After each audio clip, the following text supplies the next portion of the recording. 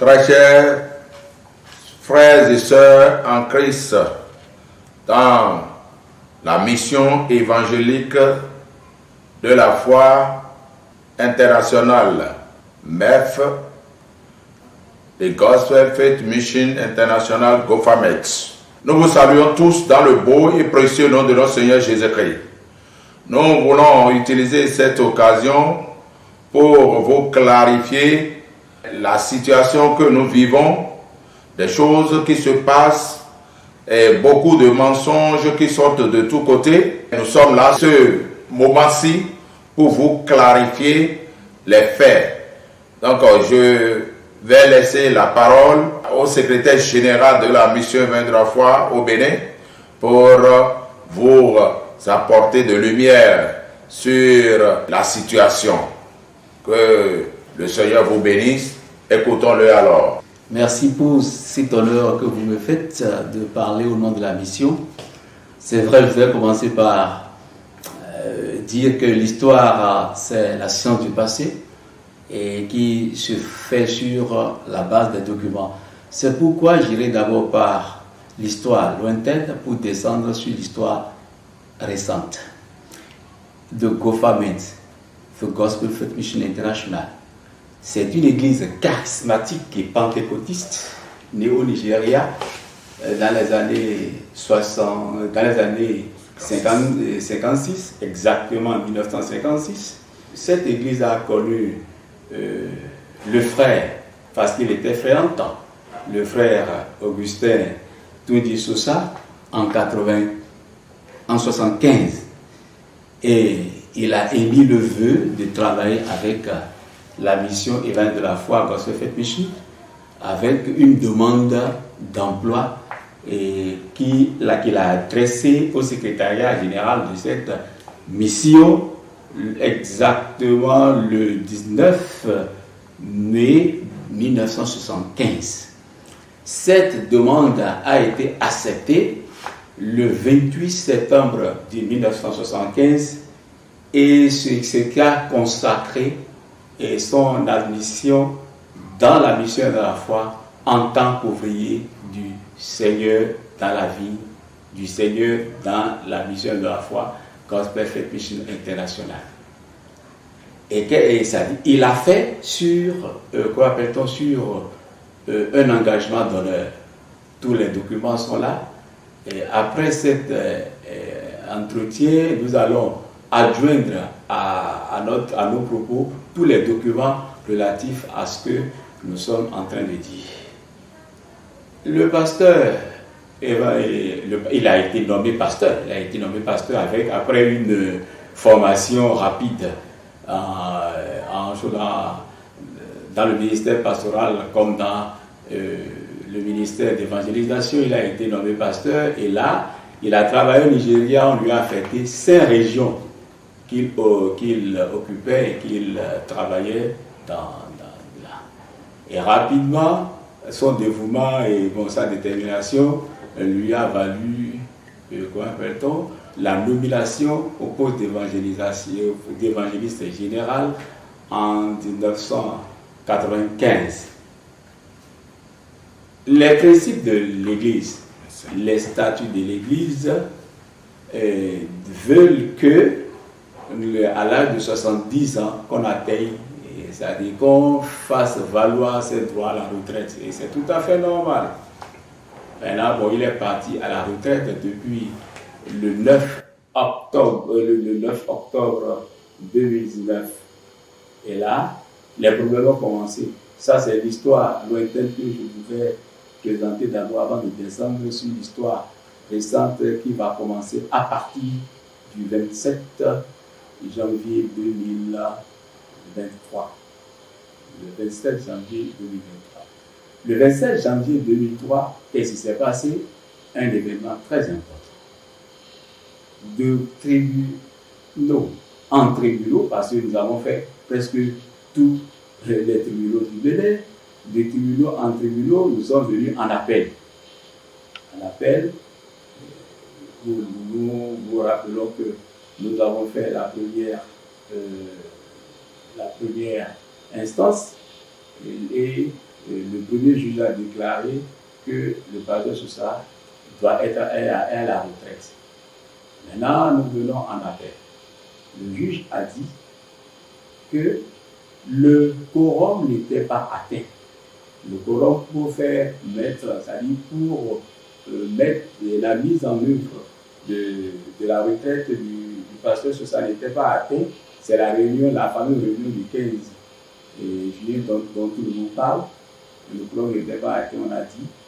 Et le juge a estimé que, mieux encore, le juge a dit que en tant qu'ouvrier du Nigeria, recruté par le Nigeria, le Bénin n'est pas habilité à faire, c'est-à-dire à l'amener à la retraite, si ce n'est que l'organisation fêtière qu'est le Gospel Faith Mission International.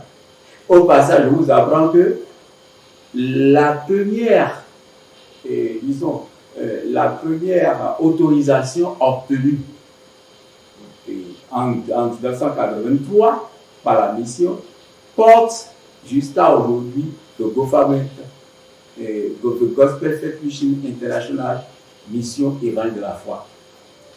Donc le juge a bien précisé, le juge a dit que le Bénin ne peut pas obliger le pasteur ou bien ne peut pas mettre en œuvre des dispositions pour la mise à la retraite du pasteur Sosa. Non, parce que il est agent, il a été recruté par le Nigeria, il a travaillé pour le Nigeria et c'est au Nigeria de lui donner sa retraite. Le juge a dit ça dans ces dispositions. Et il conclut que le pasteur Sosa demeure le seul président de la mission évangélique de la foi. Comprenons bien.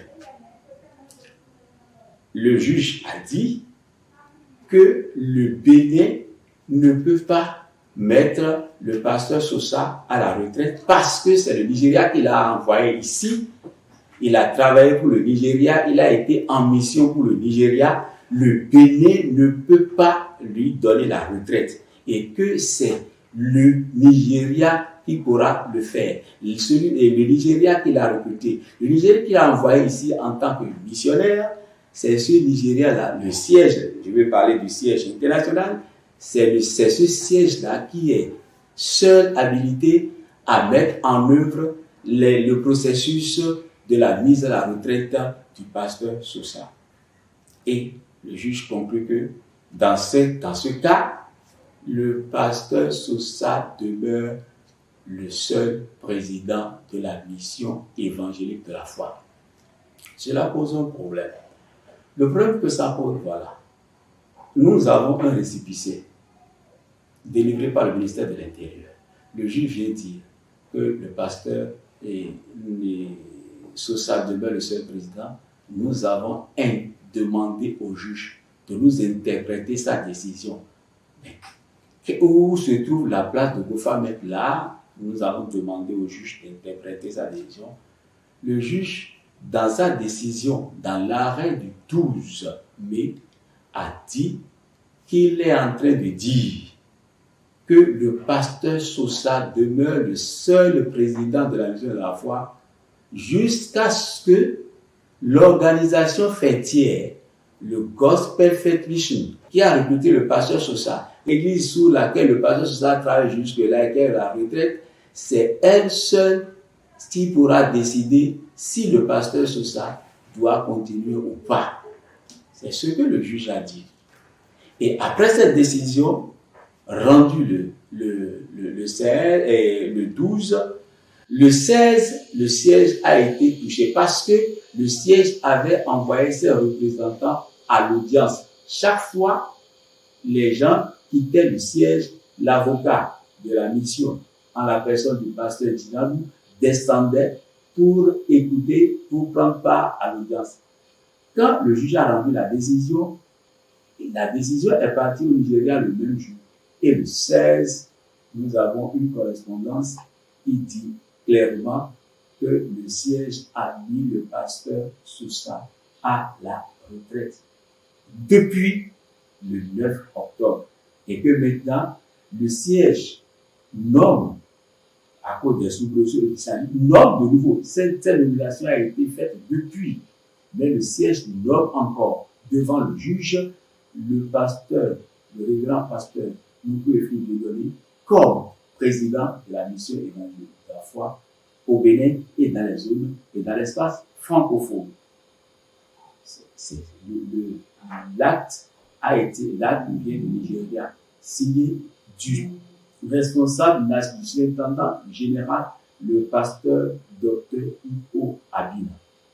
Mais pour faire les choses dans l'art, dans les règles de l'art, nous avons sollicité une ordonnance auprès de la cour d'appel de Cotonou et nous l'avons obtenu avec le document qui venant du Nigeria que le pasteur Dr. Iko Abina a signé et a nommé le nouveau président.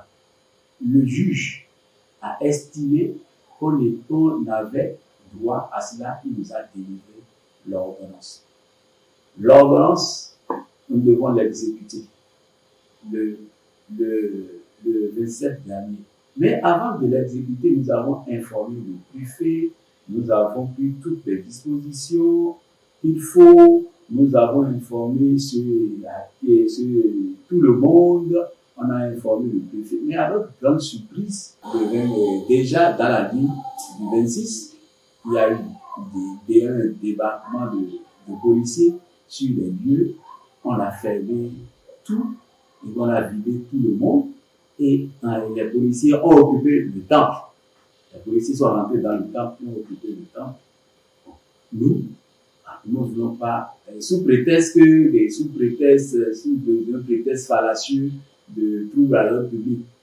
Mais ils ont fermé cela, ils ont empêché l'organisation de l'installation. Donc, comme c'est un culte, on n'a même pas besoin du préfet avant de le faire. C'est parce que nous voulons donner un caractère juridique à la chose. Sinon, le juge a déjà ordonné. On pouvait faire, parce que c'est un culte. Ce n'est pas un rassemblement, sinon on ne veut pas faire du tam-tam dehors, mais le culte est fait à l'intérieur du temple, mais pour respecter les autorités, nous avons informé le préfet. On pouvait ne pas l'informer et faire l'activité. On n'aurait pas péché. On n'aurait pas dérangé la loi de la République haute mesure. Mais nous, pour faire les choses dans la légalité, nous avons informé le préfet et nous lui avons demandé de mettre à notre disposition quelques agents de sécurité pour la chose. Et le préfet a estimé que ça fera trouble à l'ordre public et puis bon, on n'a pas fait ça. Et on est parti faire l'installation du président à Moïko, sur notre paroisse de Moïko. Donc le 27 dernier, l'installation a été faite. Voilà à peu près la situation. Et le pasteur Sousa prend des actes. Il n'est plus président, il est déjà, le siège a dit qu'il n'est plus président. Les lois de la République confirment qu'il n'est plus président et nous ne savons pas comment ça se passe et il prend des actes et c'est des actes suffisamment graves. Nous voulons que le peuple soit éclairé, le peuple soit informé. C'est la vérité et c'est comme ça que les choses se sont passées. Les bien-aimés, très chers frères et sœurs en Christ, soyez des hommes de Dieu et des filles de Dieu et parlez au nom de Dieu. Nous voulons aller au ciel. Nous ne sommes pas ici pour se battre. Alors j'invite les uns les autres à être ensemble et à être unis pour lutter pour le ciel. Alors, vous êtes en train de laisser aujourd'hui ce que la Bible dit et vous chamaillez, vous discutez les pauses, vous n'avez pas besoin. Non, allez à votre Bible et dites au pasteur Sousa que nous sommes pour le ciel et nous ne sommes pas ses ennemis.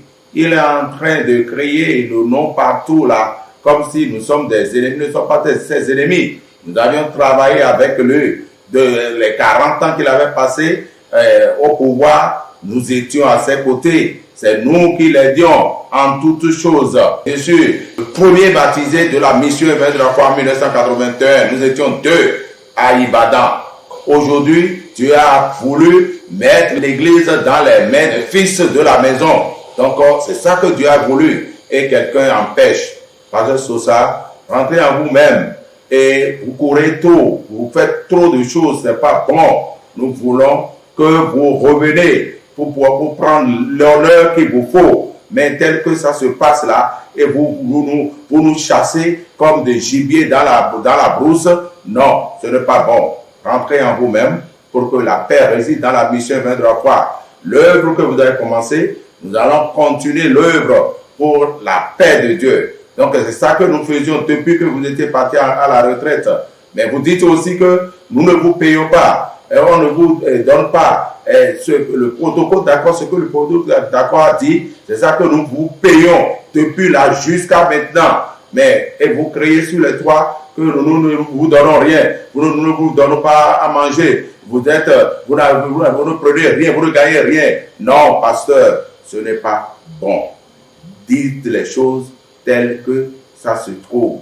Que le Seigneur nous bénisse tous et conduise la mission évêque de la foi dans la paix. Et dites au pasteur Sosa de se temporiser. Alors vous qui le soutenez et le conduisez dans de n'importe quelle chose, la Bible ne nous a pas dit ça. Si quelqu'un parle mal ou bien fait des choses qui ne conforment pas, nous sommes là à l'aider à aller dans les normes. Que le Seigneur vous bénisse. Voilà quelques éclaircissements que je peux apporter. Le siège international a fixé, parce qu'on attend déjà sur les réseaux sociaux, que bon, on ne donne plus, on ne donne plus, quoi appelle-t-on, les chauffeurs. Non, tout ça là, c'est faux. Le pasteur Sosa sait que ça là, c'est faux. Le siège a fixé un taux mensuel pour lui que je ne vais pas dire sur ce point. C'est vrai. Un salaire que personne ne gagne dans cette mission. C'est le siège qui a fait ça. Parce que, en rendant caduques les actes de la réunion du 15 juin, ça veut dire que le protocole d'accord aussi est devenu caduc. Il fallait que le siège prenne ces dispositions, de nouvelles dispositions. Et voilà ce que le siège a fait. Le pasteur Sosa, c'est ça, il a ça. Mais si vous voulez par curiosité, on ne peut pas mettre ça sur les réseaux parce que c'est une question d'honneur et de choses, une question d'honneur et de salaire. On ne peut plus parler de salaire de quelqu'un sur les réseaux sociaux. Donc, si vous voulez, les curieux peuvent passer au bureau, chercher ces documents-là. Il n'y a pas de problème. Donc, jusqu'à aujourd'hui, le siège a demandé à l'équipe de s'occuper de lui en fixant un salaire pour lui. Que Dieu le bénisse. Je tiens aussi à dire que depuis que le pasteur Sosa est parti à la retraite, maman aussi avait dit qu'elle est en train de suivre son mari et elle aussi, son salaire est bien payé jusqu'à nos jours. Alors, et nous avions appris qu'il y a un message qui est en train, une autre circulaire qui est en train de circuler au chef de département d'aller rendre compte à Carabi. Carabi n'est pas le siège de la mission évêque de la foi. Alors, les très chers pasteurs, les bien-aimés, rendez compte dans le compte où vous rendez compte. Personne ne va à Carabi pour rendre compte. Et le pasteur Sosa n'est plus le président de la mission évêque de la foi. Le siège a déjà nommé un nouveau pasteur. Alors, on n'a plus d'ordre à recevoir de lui. Et tout ce qu'il est en train de faire aujourd'hui, ça ne se fait pas comme ça. Alors, très cher pasteur, oui, respectez le pasteur Sosa, mais s'il fait mal, dites-lui que c'est pas bon. Ne suivez pas ce qu'il est en train de dire. Mais si vous voulez suivre quelque chose, ça vient directement du siège. Venez vers nous et suivez ce que nous sommes en train de vous dire. Que tout le monde doit rendre compte là où vous rendez compte. Et si quelqu'un ne veut pas suivre ce que nous sommes en train de dire, qu'il soit prêt à répondre devant les juridictions. Donc, n'allez pas contre la loi du pays. Suivez ce qui est dit et faites ce qu'il faut. Que le Seigneur vous bénisse et qu'il vous soutienne. Nous n'allons pas manquer de vous éclairer. Nous allons toujours continuer à vous éclairer et que Dieu vous soutienne au nom de Jésus-Christ.